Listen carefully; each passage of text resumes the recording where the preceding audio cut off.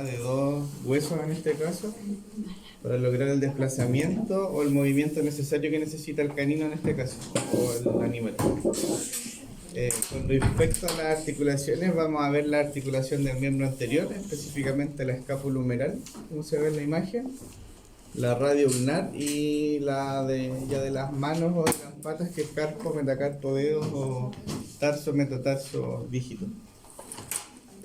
Y también un poco la articulación de la cabeza.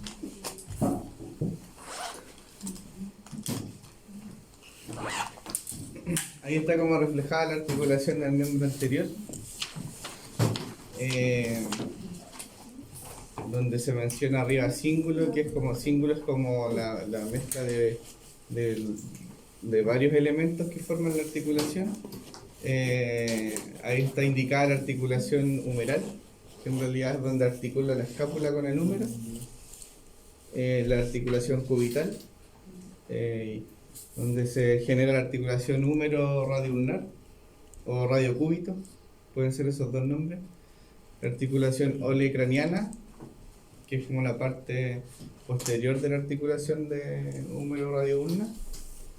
Y más abajo la fila proximal, distal, metacarpo, falange proximal, media y distal, que esa ya sería la región de la mano, que también ahí hay articulaciones.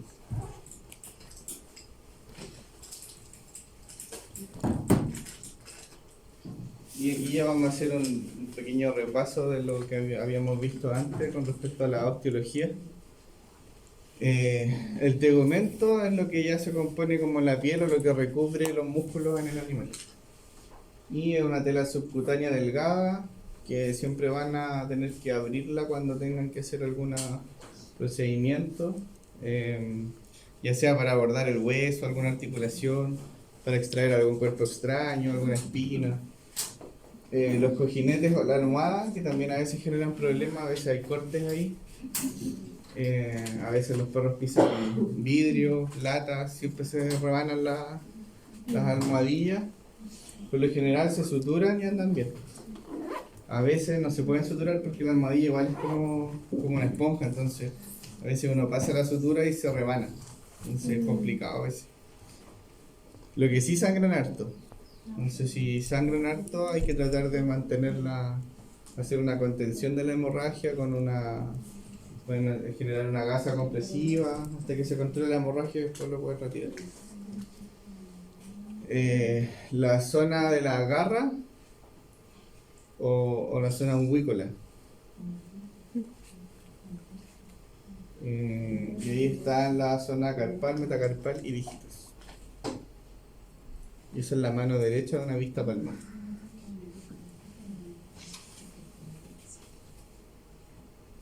Aquí está como más específica la anatomía de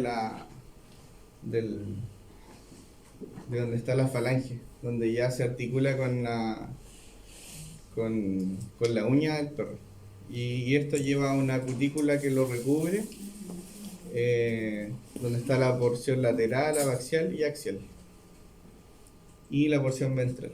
Ahí lo más importante es como el proceso unguicular, que es el que está indicado con la flecha roja, y esa es la falange en sí, que es como el último dígito de la mano del canino. ¿Profe?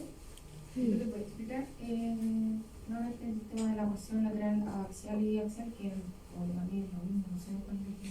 Sí, abaxial y axial es más que nada como cuando está hacia lateral o hacia medial. Eso como que es la diferencia. Y creo que más adelante está como mejor definido.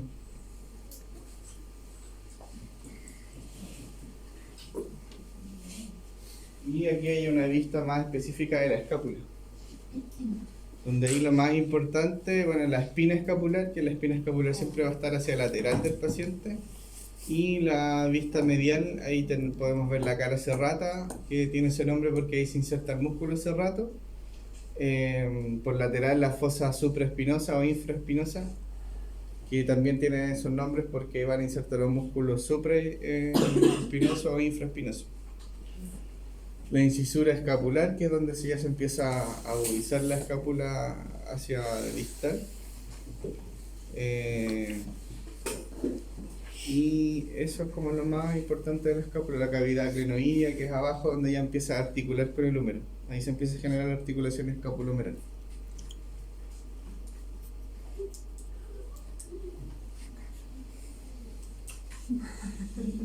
Y con respecto al húmero, arriba los tubérculos mayor, tubérculo menor, el surco intertubercular, que es donde se va a insertar el músculo también, y los epicóndilos laterales mediales. Hola. ¿Es el epicóndilo están abajo? Sí, abajo, siempre abajo.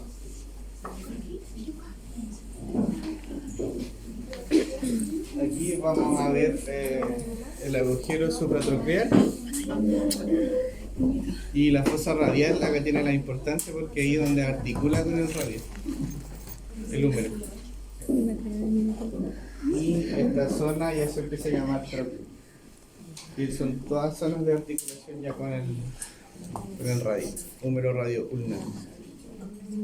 Y ese es el epicóndilo distal. Aquí ya empezamos a ver el ulna, donde arriba está el tubérculo olecraniano, el proceso anconio, que es esa puntita que está hacia adelante, el olecron, que es la cabeza principalmente del ulna, y abajo está el proceso estiloideo. Este es el ulna, el que va detrás del radio, este es el que compone el radio, pero acá está por sí solo. Siempre se muestra como el radio en conjunto con el ulna, pero acá está representado solo. A este hueso sí se le puede insertar clavo intramedular, a diferencia del radio que no se puede. Pero se hace más que nada para reforzar una fractura. El escándalo. Y acá está el radio por separado del ulna. Ahí está el epicóndilo distal, el proceso estiloideo, que es esa prominencia que se ve hacia distal. Y arriba la circunferencia articular. Este hueso va articulado siempre con el ulna o con el cubital, que es el que estábamos viendo anteriormente. Y la mano, un poco de repaso con la mano del canino, la región carpal, donde está el carpo radial. Y siempre cuando ubiquemos el carpo ulnar, hacia el carpo ulnar vamos a tener el cuarto metacarpal. Y hacia el lado del radial empieza el 1, el 2 y el 3 metacarpal. Y hacia abajo ya están los metacarpos, que son estos huesos más largos, y después vienen los dígitos. Más adelante vamos a ver una fractura de metacarpo.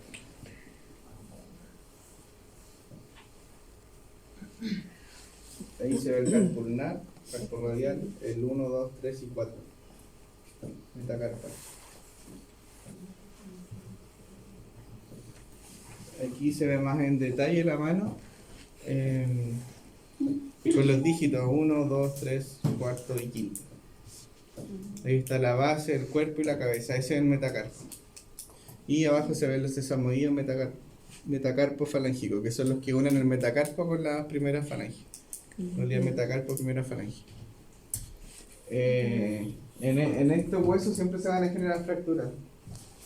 Y ahí es donde hay que insertar, por lo general, clavo intramedular, que lo vamos a ver más adelante en un caso. Pero esos son los huesos que más generan fracturas. ¿Y ahí vale la pena? Sí. En esa zona.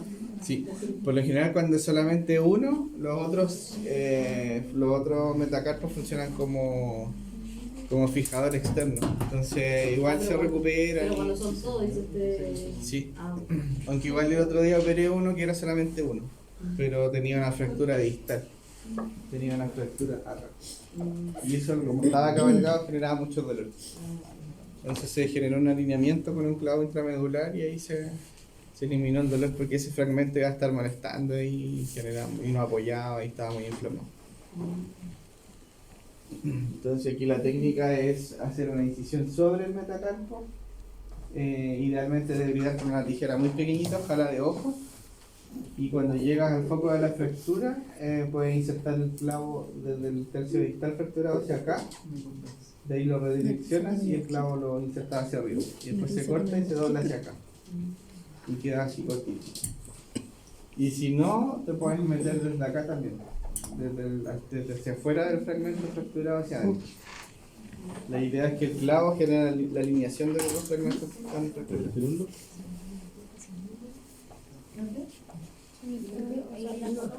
Se me queda. No volaba la vida. El otro fue otro Miguel que lo que Yo te estaba haciendo tamaño. Al accesorio. Sí, al accesorio que no se ve. Vaya, No sería 2, 3, 4, 5. Sí, es como el pequeñito. Que justo no se ve. El anterior se veía. Sí. Y ahí está el detalle de los dedos, que son estas falanges. Ahí está la base, el cuerpo, la cabeza. Ahí está la falange proximal, que es la primera, la falange media y la falange distal. En realidad la falange distal es solamente este trozo y acá ahí empieza la última. Es como la más pequeña.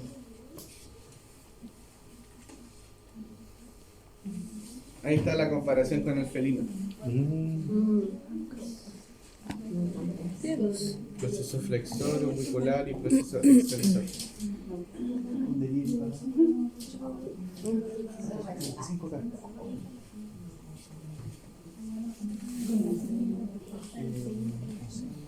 Ahí está representada la articulación coxofemoral, que es donde siempre vamos a tener estos problemas articulares o donde vamos a tener que muchas veces realizar la famosa exéresis de cabeza o la sutura iliotrocantérica.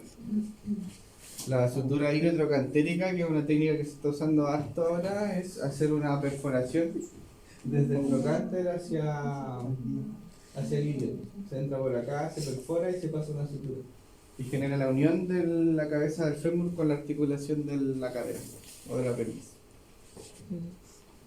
Y hay otra técnica que se llama togle pin también, que también se hace la misma perforación, pero se pasa un pin que es como con una sutura bien reforzada. Es un pin que se inserta y arriba como que el pin se dobla y queda ahí haciendo tope.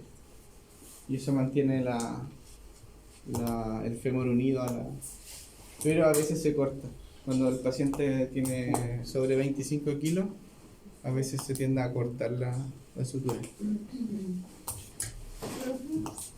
¿Y en qué casos se usa una o la otra técnica? Por ejemplo, cuando es una luxación que está como reciente, donde tú puedes como ubicar la cabeza del fémur en la cabeza, en el acetábulo, ahí se recomienda la iliotrocantérica o el togle pin. Las dos se usan en el mismo caso. Sí. Sí. En realidad la iliotrocantérica es perforar, pasar una sutura gruesa de nylon, creo que es del número 1 o 0. Y la togle pin es como en realidad comprar el elemento específico para hacerlo, pero es la misma técnica. También es importante el peso y el tamaño del paciente y la cronicidad. Ahora, si hay, por ejemplo, degeneración articular, ahí por ningún motivo hay que hacer una de esas técnicas, hay que hacer la exéresis sí o sí. Porque ahí ya hay un desgaste de la articulación y se está generando dolor. Entonces esos son como los casos que hay que evaluar para elegir el tipo de técnica. Acá igual se ve la zona perianal, que es la zona que está, esto representa el ano, la zona perianal es lo que está adyacente al ano. Ahí igual a veces van a tener problemas con las glándulas anales, se infectan, se abscedan. A veces se generan hernias también perianales, se genera un espacio a los lados laterales del ano y aquí se generan hernias y son súper complicadas de abordar a veces, y siempre generan problemas. La articulación de la rodilla, y ahí ya está la fila proximal, distal del metatarso y las falanges. Abajo se ve la articulación del fémur con la tibia y la fíbula y tarso, metatarso y dedos. Y los huesos de Samoillo igual se alcanzan a ver ahí. Profe, ahí donde habla de fila proximal, fila distal, ¿se refiere también a articulación fila proximal, articulación fila distal o está solamente nombrando la zona? No, como que estaba nombrando la zona principalmente.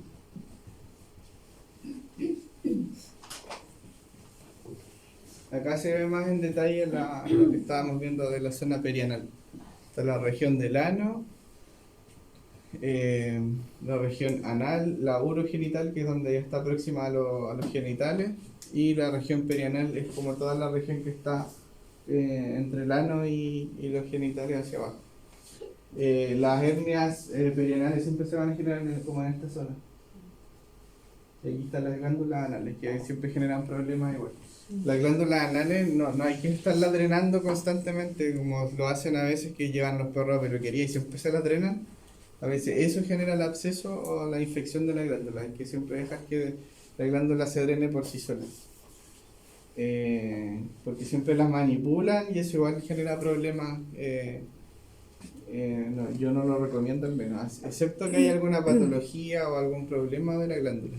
O que estén muy inflamadas, que no las vacíe por sí solas. Claro, cuando no las vacían por sí solos, ahí hay que ya evaluar el manejo antibiótico primero, antiinflamatorio y como última opción ya manipularlo, que a veces es peor. Acá se representan las tuberosidades isquiéticas izquierda y la derecha, que pueden servir como referencia anatómica. La mucosa del ano, que es la que está de acá hacia adentro, es súper delicada igual. Una vez me pasó que un perro tuvo fractura de cola con las vértebras sacrales y se pasó a rebanar el ano y lo suturé como 3 veces y no hubo caso que se reconstruyera y al final terminó en eutanasia. O sea, la mucosa del ano igual es súper complicada de reconstruir. Se contamina constantemente. Sí, entonces el perro defecaba y las fecas salían por la parte dorsal de donde estaba la lesión. Donde el ano estaba rebanado salía todo el contenido. Y ahí ya no hubo nada que hacer.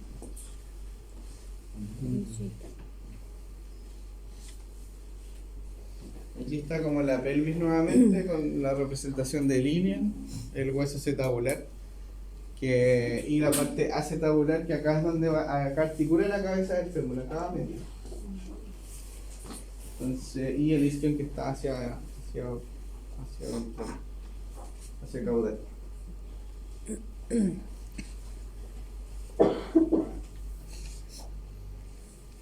Acá las partes como relevantes de la pelvis, la rama craneal, la eminencia iliopúbica y la rama caudal. El pecten, que es donde se genera la unión, esa parte distal.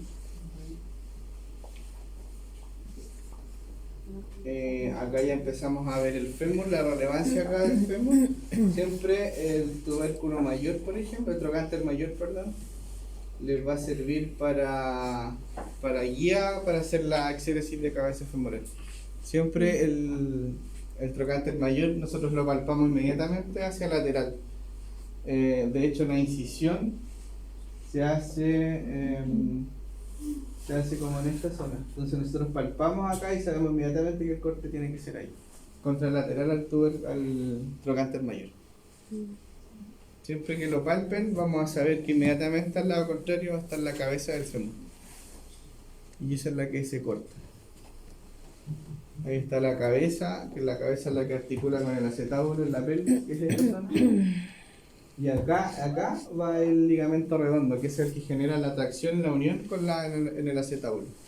Cuando nosotros hacemos la exéresis, y por ejemplo una exéresis por displasia de cadera, el ligamento redondo va a estar activo, va a estar funcionando. Entonces ahí cuesta un poco retirar la cabeza, porque hay que llegar a la zona articular, cortar el ligamento y después sacar toda la cabeza de donde está insertada.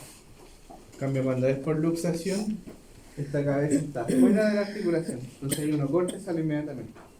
Y ahí ya está cortado el ligamento redondo. Las displasias de cadera siempre se generan porque falla el ligamento redondo, que es el que está acá, que une a la cabeza con la pelvis. El fémur es un hueso igual, el hueso más largo del canino.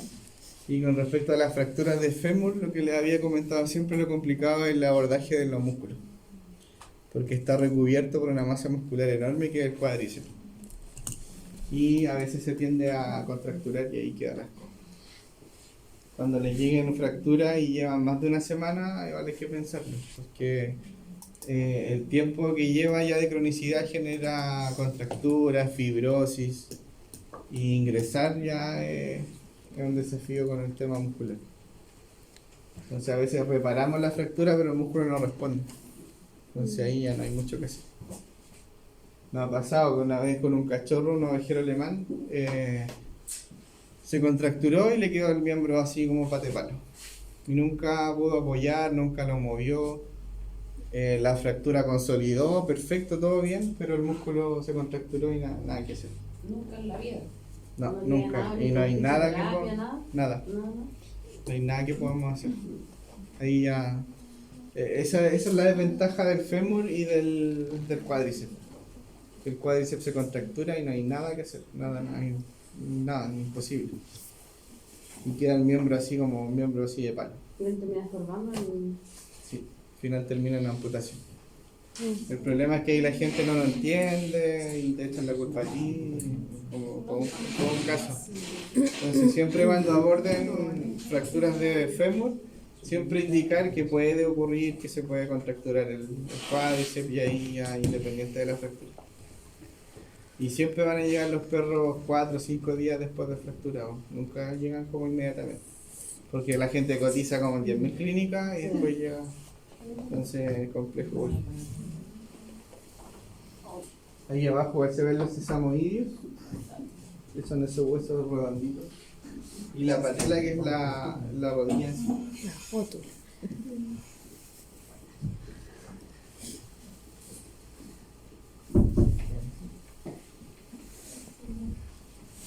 Acá está como más detallado el trocánter mayor.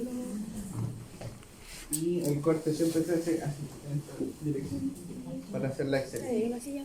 Después que se hace el corte, lo ideal es limar toda esa zona con una limita para que no queden aristas y eso genere dolor también. El cuello de la cabeza del fémur y acá va una fosita donde van a ir los ligamentos. Pero ese es como el detalle de la cabeza del fémur. Esa ya es la epífisis distal del fémur, donde está el cóndilo medial, cóndilo lateral, la tróclea femoral, donde allá el fémur articula con la tibia hacia abajo, y la fosa intercondilar, porque está entre medio de los dos cóndilos. Y eso va a tener función de articulación también. Acá está la tibia, que es el hueso más amigable para operar siempre. Porque prácticamente no tiene nada de musculatura por medial, entonces la verdad que siempre es por medial. Si hay una fractura muy compleja en la tibia, pueden poner de hecho 2 placas, pueden poner una placa por medial y otra por de frente, sin ningún problema.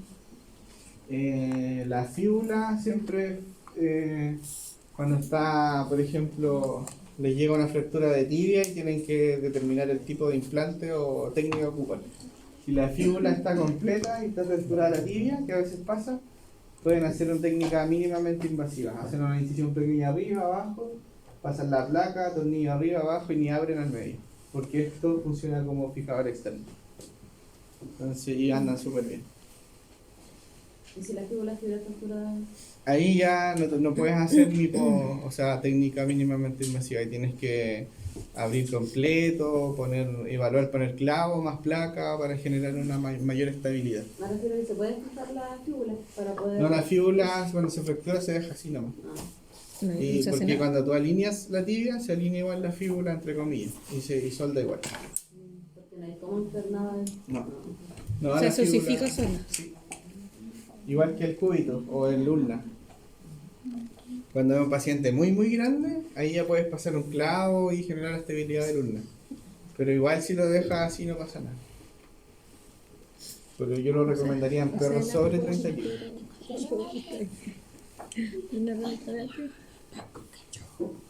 Aquí empezamos a ver el tarso nuevamente.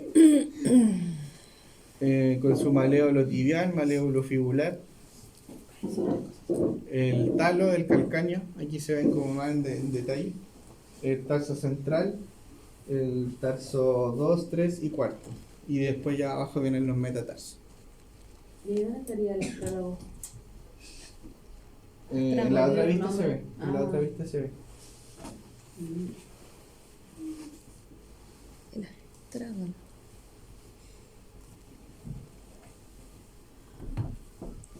Arriba está el calcáneo, que a veces igual genera a veces problemas con la fractura del calcáneo. Sí, creo que es el mismo.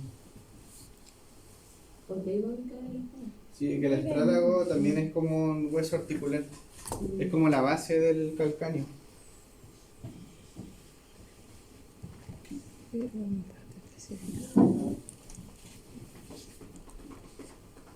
Y acá ya empezamos a hablar de articulaciones, por ejemplo, la articulación sinovial. La articulación sinovial tiene siempre una cápsula articular donde tiene un estrato fibroso, una cavidad articular donde va líquido que genera la lubricación de la articulación que siempre está en movimiento. Que es lo que se representa ahí como en blanco, como cartílago articular. La articulación coxofemoral, que la hemos mencionado bastante. Ahí se ve bien claro el círculo donde está articulando la cabeza con el acetábulo. La articulación atlantoaxial, que es la articulación del atlas con el axis, que son las vértebras que vienen posterior al cráneo.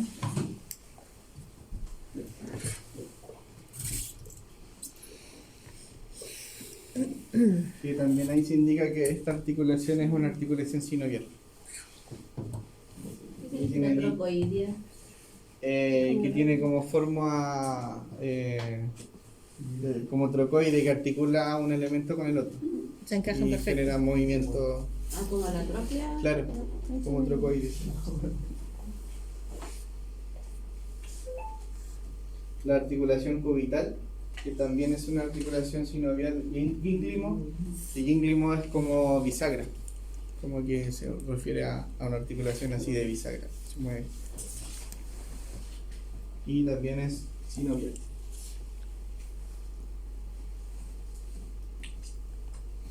La articulación humeral del hombro, esta articulación lo vemos bastante en práctica cuando hacen amputaciones del miembro anterior, cuando hay fracturas que son irreversibles o con minuta que no pueden ser reconstruibles, y ahí como ya la última opción, la amputación. ¿También tiene cápsula articular? Sí. Esa también es considerada sinovial. Sí, también tiene. También es sinovial. ¿Es lo mismo la articulación humeral que la glenoidea? ¿Articulación glenoidea? Humeral con glenoidea debería ser lo mismo. Sí. Y escapulohumeral.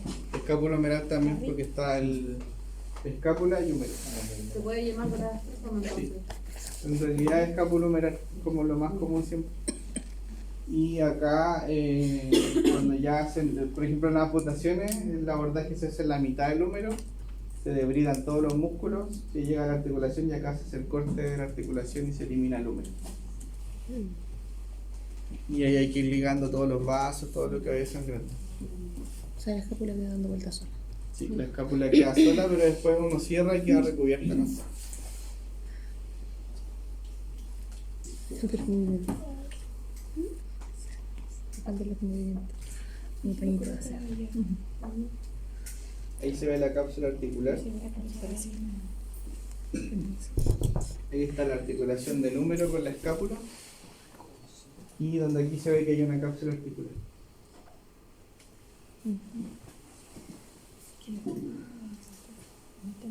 Eso es como lo más relevante del tema de la cápsula articular principalmente.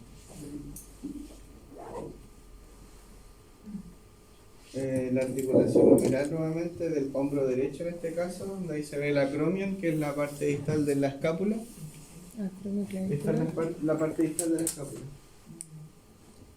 Ahí se ve una parte del músculo infraespinoso, el tríceps que se llama inserto en el húmero, el supraespinoso y la cápsula articular que se ve acá. Esto es lo que hay que cortar cuando uno hace la amputación, por ejemplo. Ah, está fácil. Facilito cortarla. Y acá está más en detalle. Ahí está el ligamento carpal, la epífisis distal del radio, la cavidad articular de la articulación anterobraquial carpiana, cápsula articular también, donde está el líquido, la fila distal del carpo, la articulación carpo-metacarpiana y los metacarpios. Aquí más que nada se ve y se representa más la cápsula articular. Eso es lo que se busca mostrar ahí.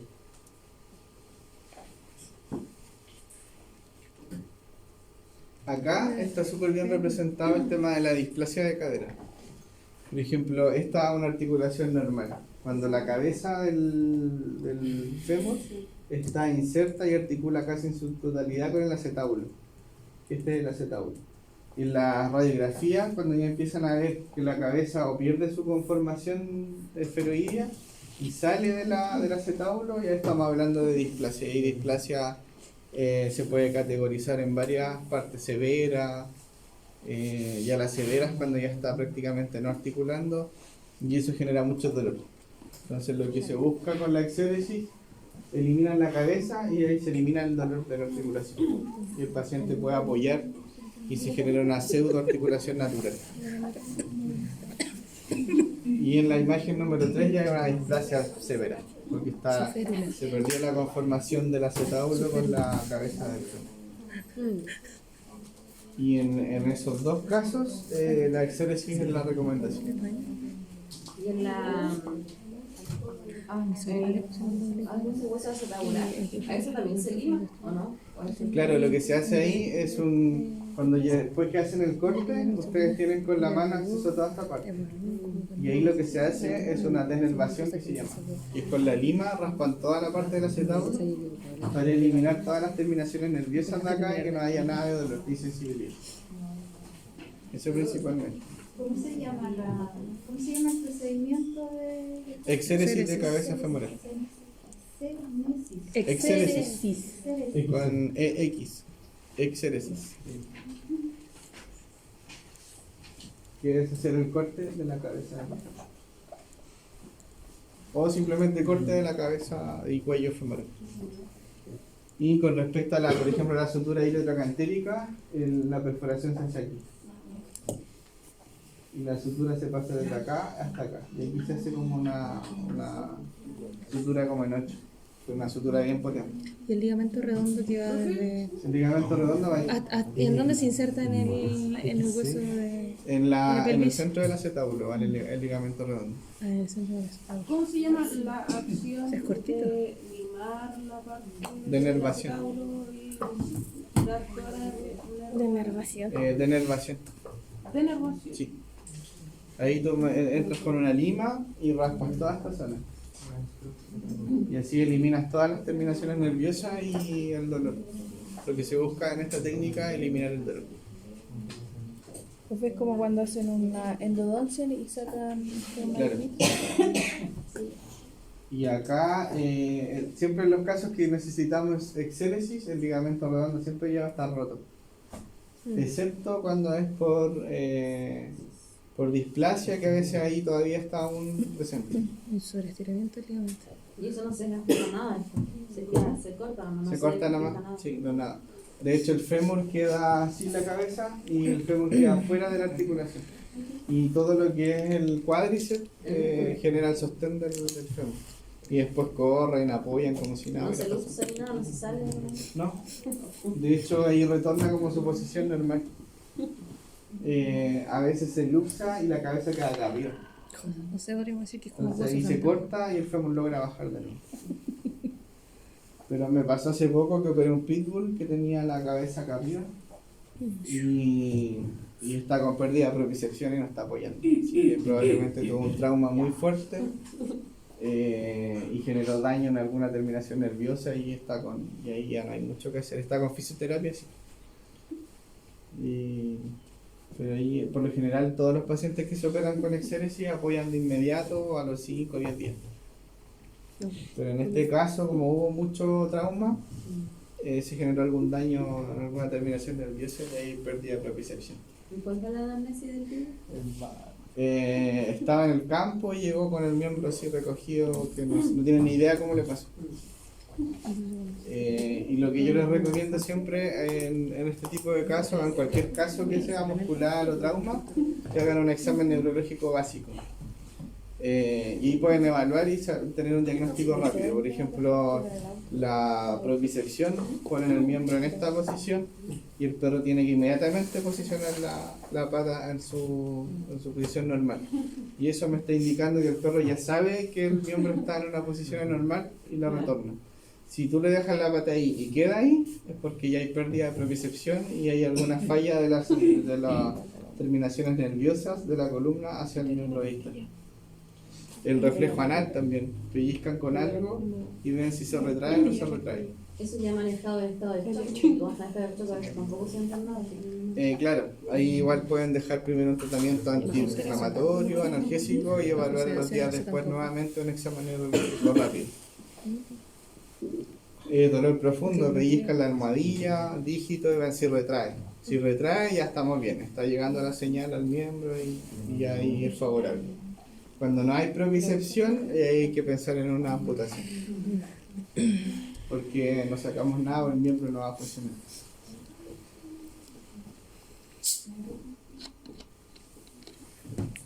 Aquí está como más en detalle, por ejemplo, la tuberosidad tibial,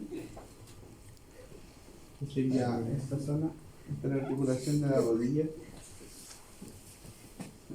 el ligamento transverso, los meniscos. Aquí bueno, siempre hay problemas de luxación de la patela en algunos pacientes de talla pequeña. Los meniscos, las patelas, los famosos ligamentos cruzados, que es cuando se cortan, y eso lo pueden evaluar palpando la tibia con el fémur y hacen este movimiento. Si el movimiento es en exceso, porque hay un corte de ligamento. Y ahí ahora hay una técnica que se llama TPLO, que es hacer un corte en la tibia para cambiar el grado del plato tibial. Y se pone una placa especial. Ahí se cambia como la dirección de la tibia y se pone una placa que genera otra angulación. O sea, al final no hay nada para regenerar ligamento ni nada. Hay otra técnica antigua que es como poner una banda de tensión que reemplaza el ligamento. Que es como poner un tornillo acá y genera una banda de tensión que genera la estabilidad de la articulación. Hay varias técnicas, pero la más moderna es la TPLO.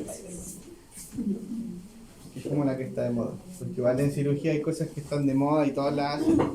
Y si tú no haces eso, eres como un retrógrado. Entonces, como que yo no pesco mucho esas cosas en realidad porque a veces como más moda o porque se vea bonito el implante que en realidad generar la buena resolución del paciente. Claro. Profe, ¿puedes repetir eso de ponerle la placa que generar un ángulo del tiempo? Sí, voy a ver dónde se vea mejor la tibia.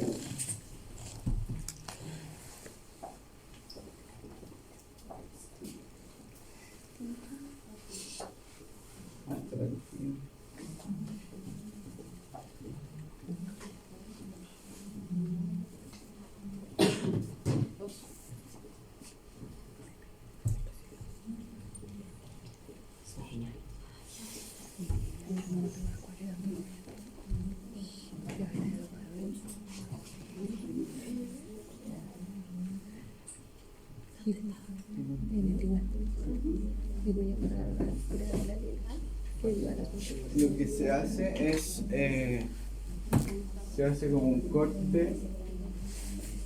La placa tiene como esta forma y la tibia la cortan así. Entonces cambian el ángulo del plato tibial y se pone una placa especial que va atornillada aquí. Y esa técnica se llama TPLO. De hecho, TPLO. Como Sí, así son como las siglas. TPLO. Y ahí lo pueden buscar y van a ver, es como es bien complicado igual, o sea, yo todavía no la hago porque hay que ir a hacer un curso como al extranjero, como a Brasil idealmente. Hay que hacer como 2 o 3 cirugías en conjunto con otros profesionales que ya la hagan y recién ahí tú la puedas hacer.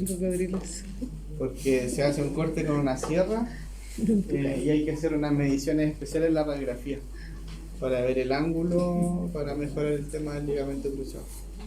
porque los perros no apoyan. Entonces se hace un corte, es como un corte así como en ángulo, y después ponen la placa para generar un cambio del plato tigrera en realidad. Y eso va a generar que haya apoyo. Hay una cirugía bien compleja. Bien compleja. Más. Ahí.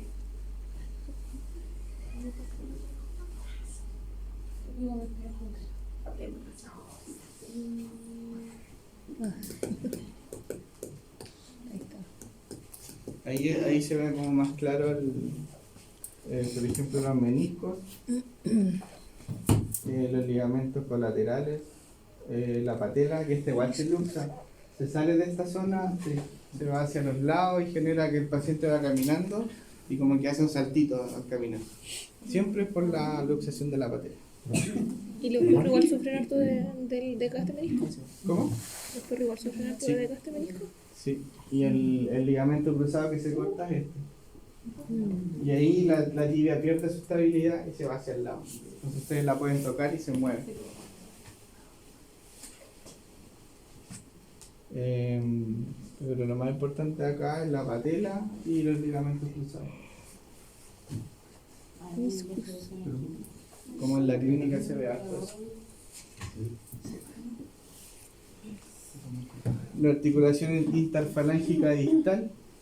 Aquí tenemos ligamentos elásticos que van a estar uniendo la falange con el dígito, o sea, con la última falange, los tendones extensores digitales.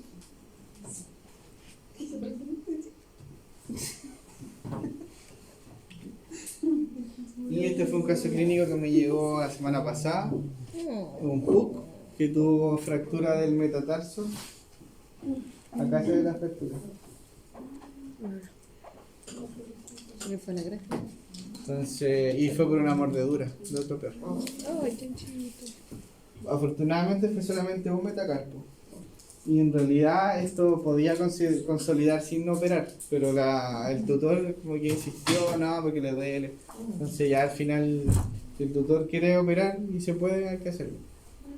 Y sería el tercer metacarpio. Y acá lo que hice yo es hacer un abordaje sobre el metacarpo, y acá se ve la fractura, que era todo muy pequeño, me costó harto como acá está como la parte distal del metacarpo y acá está la parte distal del metacarpo fracturado. Entonces el clavo lo inserté desde afuera de la parte distal, después lo alineé y el clavo entra así, y después se dobla hacia arriba y se corta. Nomás pegado al hueso, porque así después ustedes lo toman y lo pueden retirar a futuro. O sea, esperan que se fije, que se arregle y después se retira. Sí, o puede quedar ahí para siempre si no molesta. ¿Qué comentar el azul? No es un mango detector de metales va a sonar. de un, Solo con el detector de metales como va a un sonar. aparato que es para raspar el hueso. Sí. Y una cirugía entre comillas sencilla, rápida, 1 hora. Pero muy pequeño. Sí, aquí lo que me costó fue llegar a esta parte. Eso es lo que se ve justo ahí. Era muy muy pequeño. De hecho ese clavo debe medir como 1,5 milímetros de diámetro. Aquí este fue un caso que llegó al HBC un día domingo, y como los días domingos casi nunca hay cirujanos en ningún lado, llegaron. De hecho yo no iba a trabajar ese día y me tocaron la puerta y llegaron con la radiografía. Así que le entregué presupuesto y se operó el martes.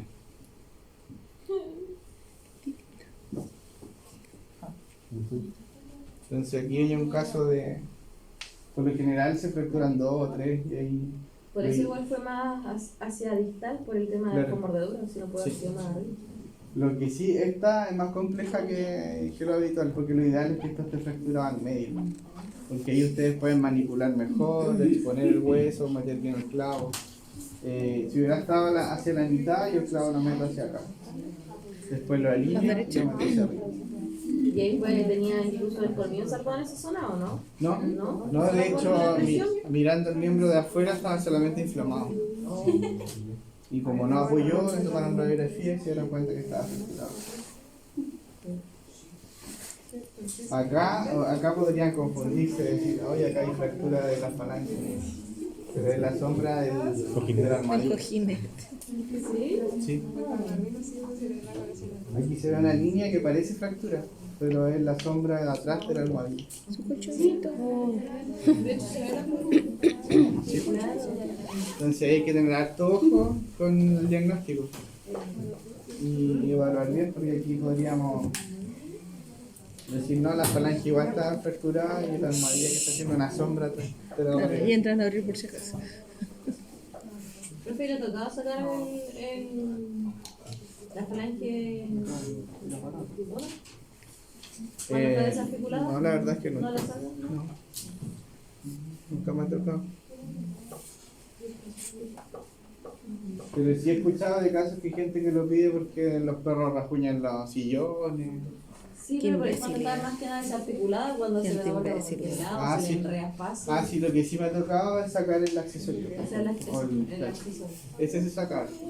Y ahí, por ejemplo, allá en Coyhaique, donde estaba yo, casi todos los perros tenían 2 o 3 dedos acá. Sí, no, Es por un tema genético, como están como adaptados para el ambiente, como para las montañas. Nacen con 3 dedos acá al lado. Y tienen puro problema.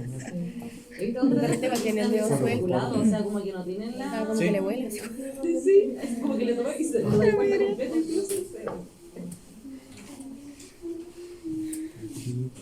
Y ese fue un caso clínico bastante interesante. Puse un corazón. Me caí.